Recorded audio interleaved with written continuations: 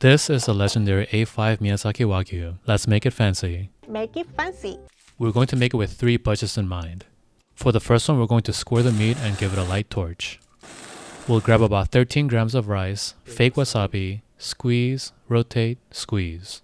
Onto this one, we're going to use a 4-year-old shoyu on this. Now onto budget number 2, some real wasabi. We're going to grate it over a metal oroshigane. It has an almost creamy-like texture. Flavor-wise, it's very subtle, almost like a spicy daikon. Let's build our nigiri. Same barrel-aged shoyu.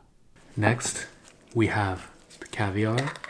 This is the same white sturgeon caviar. It should add a nice, rich, buttery texture. Just a light dollop. Beautiful. Let's move on to budget number 3. We'll build it exactly the same way, but we have one extra ingredient. We have white Italian winter truffles. That smells amazing. Let's gently grate it on top. Beautiful. Let's have a taste. Level 1 fake wasabi, level 2 caviar, level 3 white truffles. Let's get to the taste. Whoa. The fake wasabi definitely has the horseradish burn. It burns really well, but it works really well. Man, we're 1 piece in and I've already got the meat sweats. Alright, level 2, white sturgeon caviar. That's really nice. Definitely adds to the dish. You get the briny, softness, buttery texture. Smokiness of the meat kicks in. It's a rich bite, very flavorful. Real wasabi, so it doesn't really add much.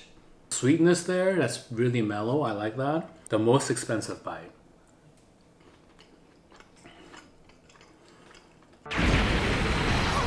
Anything really fatty works really well with white truffles. You get that earthy aroma. Even now I can smell it. You get the earthy aroma throughout the entire bite. The caviar adds that nice butteriness. It's incredible.